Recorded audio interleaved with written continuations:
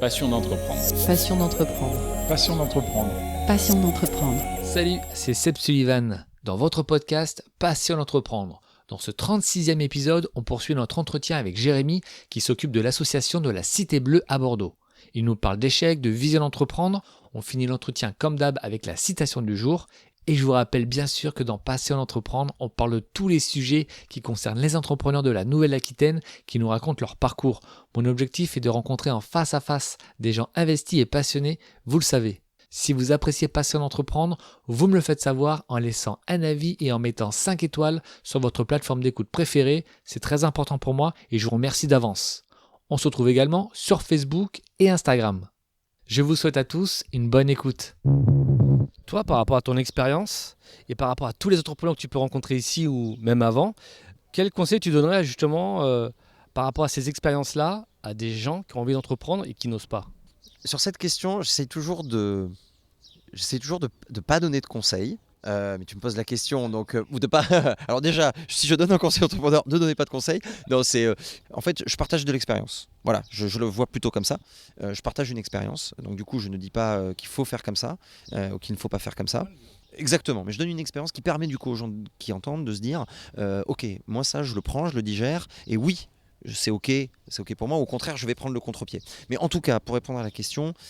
Je pense déjà que ce qui est important, ça va paraître bateau, mais c'est d'être en accord avec, dans son projet d'entreprise ou d'entrepreneuriat, je pense qu'il faut être en accord avec des choses qui nous font vibrer, des choses qui résonnent en nous. Donc c'est pas juste quelque chose d'utopique, ce que je dis, c'est que je pense que entreprendre sur un sujet où on voit, où il y a une opportunité marché forte, où il y a une opportunité économique forte, c'est évidemment un prérequis. Enfin, je veux dire, si tu vas sur un marché qui est catastrophique, bon, tu as très peu de chances que ça le fasse, très bien. Par contre, je pense que sur le long cours, se retrouver dans un projet entrepreneurial, il y aura forcément de la casse, il y aura forcément un moment où ça sera dur. Forcément. Moi, j'ai vécu des moments géniaux jusqu'à maintenant, j'ai vécu des moments très compliqués. Et je pense que dans ces moments-là, si ce projet-là, c'est uniquement un sujet d'opportunité économique ou voilà, il y a un moment en fait, dans ces moments-là, potentiellement tu lâches parce que tu te dis, mais en fait, j'ai pas ce supplément d'âme qui me fait dire non, il faut que je tienne parce que ce truc, je le fais parce que pour moi, il résonne pour moi personnellement, il résonne pour des personnes autour de moi, il résonne, je sais pas, même pour la société, il résonne pour le monde.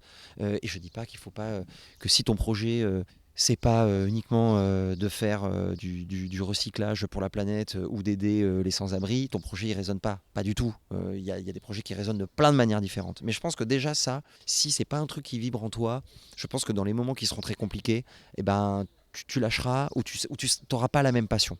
Ça, je pense que c'est super important. Je pense qu'aussi la logique collective, elle est importante parce qu'un projet entrepreneurial, même quand tu le mènes seul, que tu es une entreprise unipersonnelle et tout, il y a un réseau autour de toi, il y a un collectif, voilà, cette phrase éculée, mais qui est tout seul, tu vas vite, à plusieurs, tu vas plus loin. Ça, je pense que c'est super important. Donc, je pense que savoir comment tu te positionnes par rapport au collectif. Tout le monde n'est pas dans du collectif pur. Il y en a, ils ont quand même besoin d'avoir leur ego qui est présent. Il ne faut pas aller contre ça. Si tu es quelqu'un qui a besoin de nourrir ton ego, si tu vas contre ça, ça va pas être bon pour toi. Par contre, comment ton ego peut être complémentaire aussi d'un collectif, parce que si tu penses qu'à ton ego, ça sera mort. Donc voilà. Et puis aussi, il y a quelque chose dans lequel je crois beaucoup aussi. Je pense que c'est il y a ce concept de réussite. Je pense que là, je trouve que ça s'apaise un petit moment, mais il y a eu un moment, je veux dire, la logique entrepreneuriale, start-upper, tout ça, putain, on entendait que ça. On a l'impression que si tu n'étais pas un entrepreneur, tu avais raté ta vie, et que si tu étais un salarié, tu étais un branleur. Donc c'est vrai, il y a un moment, je caricature évidemment, mais il y avait ça. Et ça, je pense que non, tout le monde n'est pas fait pour entreprendre. Tu peux entreprendre un jour et revenir dans le salariat derrière, vice-versa. Cette injonction à entreprendre, qui est une nouvelle injonction à moi qui est arrivée, je pense qu'elle est très délétère, elle n'est pas bonne, comme beaucoup d'injonctions d'ailleurs en général. Donc je pense que par contre, je pense que quelque chose qui est important, c'est de réussir à essayer, pas forcément d'essayer de réussir. C'est-à-dire qu'il y a toujours ce truc autour de la réussite et réussir. C'est quoi forcément réussir ? Je sais pas. Et je pense que déjà, réussir à essayer, parce qu'au final, il y a plein de gens aussi qui se refusent à essayer parce qu'ils vont se dire, tu sais quoi, si j'essaye et que je me plante, je vais pas réussir et du coup, je vais être stigmatisé. Et ça, je pense que c'est un gros frein pour que des personnes testent. Et c'est pas forcément pour faire une boîte qui va faire tant de CA ou tant de machin, mais potentiellement dans le parcours d'une vie d'une personne, eh ben, le fait pendant 5, 6, 7 ans, d'avoir entrepris, d'avoir testé un modèle. Peut-être qu'au bout de 5, 6, 7 ans, ils disent c'est plus pour moi, stop. Ou alors ça ne fonctionne pas. Je dépose le bilan. Ça arrive. Moi, j'ai eu une expérience dans ma vie où j'ai été en liquidation judiciaire.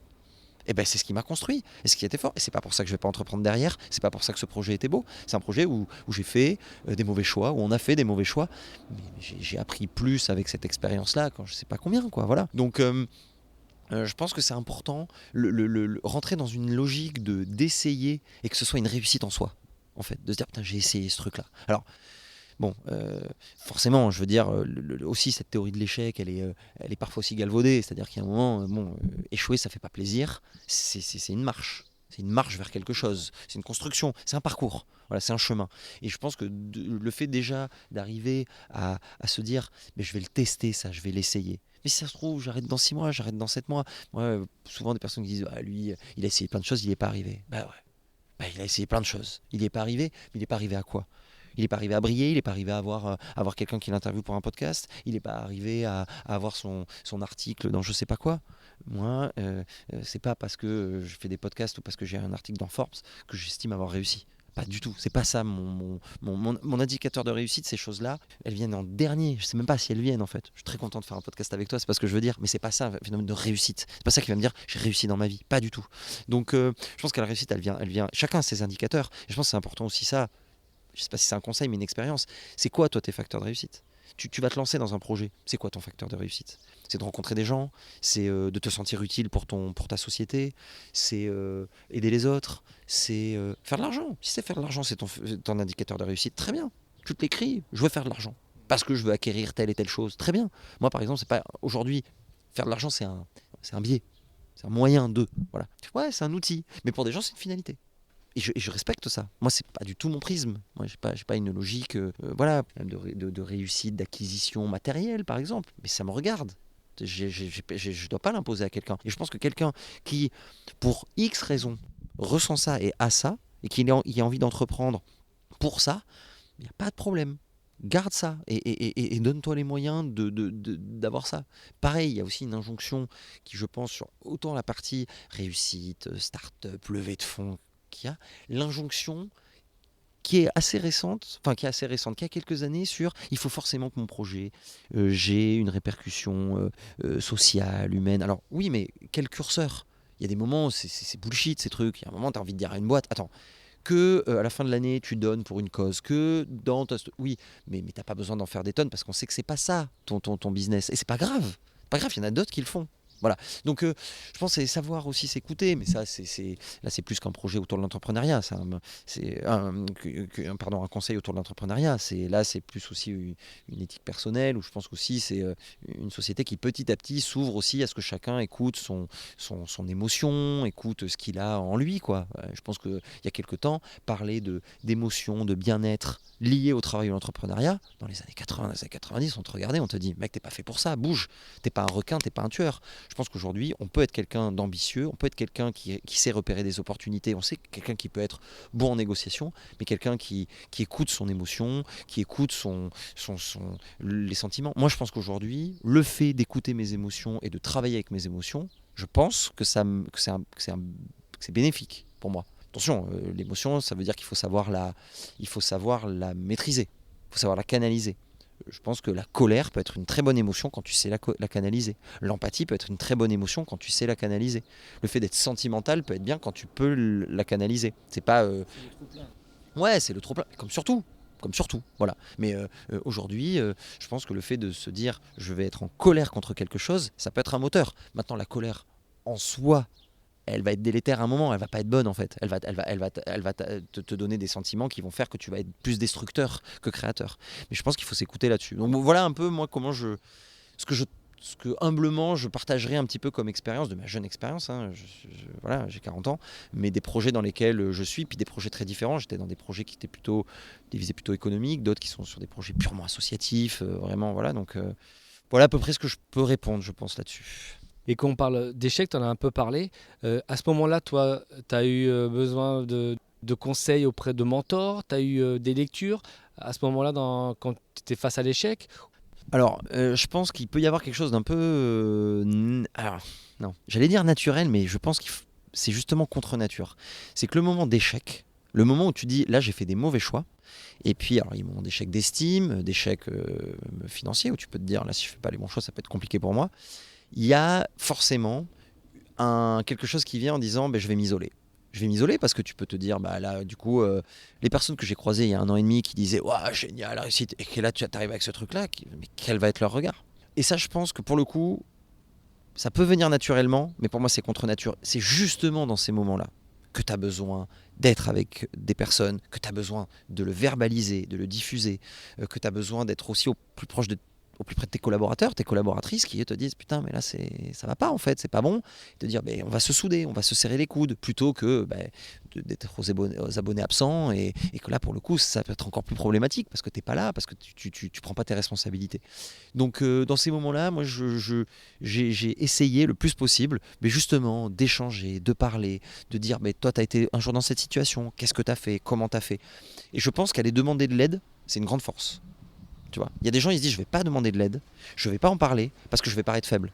Je pense qu'au contraire c'est ça être faible, parce que tu prends pas en considération ce qui se passe. Et je pense que être fort, c'est savoir quand t'es faible, identifier quand t'es faible et de dire ok, là je vais aller chercher ça.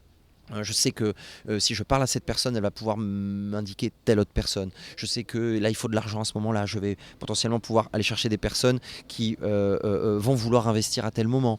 Ou j'ai juste besoin de vider mon sac émotionnellement. Parce qu'en fait, tout ça, à un moment, ça pèse, quoi. Tu vois, c'est vraiment quelque chose qui, sur l'émotionnel, pèse beaucoup. Alors, moi, c'est quelque chose, je pense, sur lequel ta question relie peut-être à un autre... Je ne sais pas si c'est un conseil, mais... je pense que quand tu fais de ton activité professionnelle ou de ta casquette de professionnel, en fait, tu deviens ton métier ou tu deviens ton projet entrepreneurial, je pense que c'est très risqué. C'est très risqué. Parce que ton projet entrepreneurial, pour des raisons structurelles, conjoncturelles, tu sais pas, ça peut se péter la gueule en fait. Ça peut se péter la gueule, c'est le jeu même de l'entrepreneuriat. C'est comme se lancer dans une compétition. Tu peux gagner, tu peux perdre. Et les deux arriveront, de toute façon, à des échelles différentes, mais les deux arriveront. Et je pense que le fait de ne pas garder une certaine distance avec ton entreprise, ton projet, évidemment qu'il y a un moment tu es à fond dedans. Moi il y a des moments je calcule pas mon temps, je calcule pas les heures, je calcule pas l'implication que je peux avoir parce que je me dis putain là il y a un momentum, il faut y aller à fond. Donc ça il n'y a pas de problème. Mais il faut que ce soit des temps. Il faut savoir dire stop, prendre du recul. Quand tu mènes ton entreprise, tu peux ne jamais t'arrêter de travailler. J'étais avec une personne là qui a un projet où je sais plus, j'ai un bureau où je partage des bureaux avec d'autres personnes. Elle me dit la personne putain là j'ai sport à 19h, je vais pas pouvoir y aller.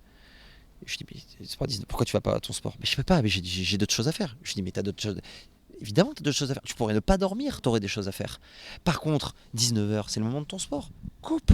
Stop, vas-y. Et si ça se trouve, tu t'es bloqué sur 2-3 trucs. Bon, je fais pas de coaching, mais je lui ai dit, c'est typiquement ce genre de truc là où tu dis, ne fais pas que corps avec ton projet. Voilà, il faut savoir s'en dissocier. Ouais, alors il y a la pause dans le moment, dans la conjoncture, mais aussi structurellement, de te dire, je ne suis pas mon projet. Tu n'es pas ton projet, tu es une personne avec ses sentiments, sa famille, si tu as une famille plus ou moins grande, avec tes envies, tes faiblesses, tout ça. Et c'est super important de garder cette distance parce que quand ça va pas, ça peut être très très compliqué. Très très compliqué. Parce qu'en fait, ça veut dire que tu vas croire que tu es jugé toi en tant que personne. Non, c'est ton projet. Alors oui, il y a une partie de toi, forcément, évidemment. Mais je pense que ça, c'est important de savoir prendre ce pas de recul. Et je dis ça, il y a des moments j'y arrive, il y a des moments j'y arrive absolument pas. Il y a des moments je suis sur les rotules, je dis mais là, j'ai pas coupé, c'est pas bien. Ou quand j'oublie la moitié des trucs et je fais là, c'est parce que j'ai une charge mentale trop grosse, il faut que je sache couper. Donc, encore une fois, hein, moi, tout ce que je partage comme expérience, je le tourne vers moi aussi parce que j'essaye et je pense que je serai jamais...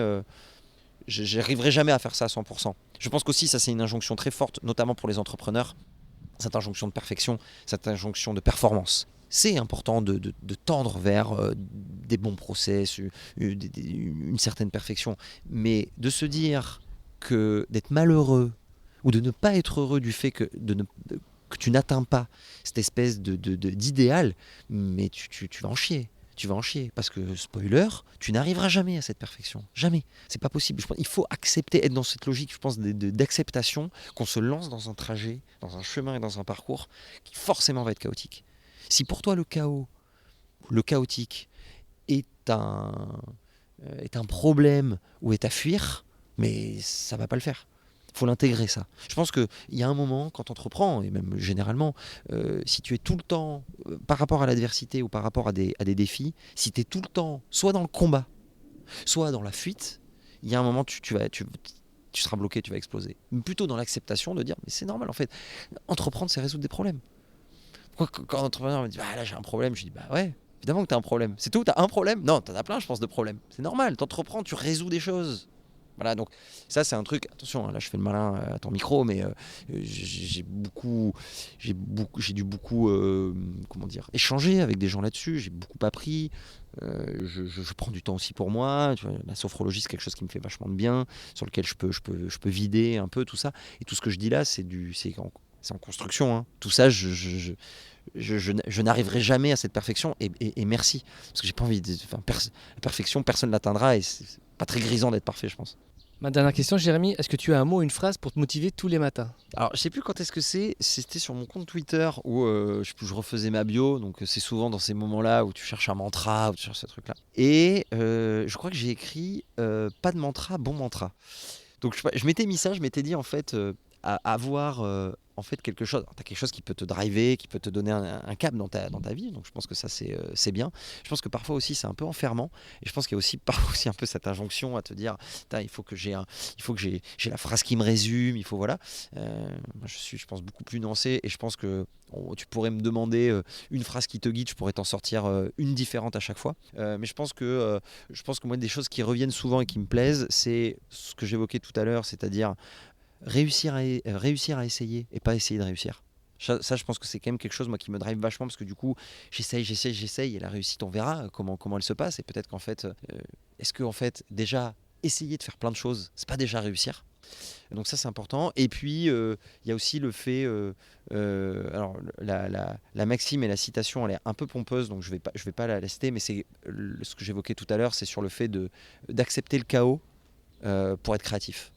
Et ça paraît paradoxal, mais je pense que d'accepter le chaos qui nous entoure, d'accepter le chaos dans sa propre vie, parce qu'aujourd'hui cette injonction au bonheur, quand les chief happiness officers dans les boîtes, tout ce genre de trucs, moi, c'est des choses que je pense, qui génèrent plus de problèmes qu'autre chose, parce que ça apporte une injonction de putain, si je suis pas complètement heureux dans ma vie professionnelle, sentimentale, amicale, familiale, personnelle, ça va pas.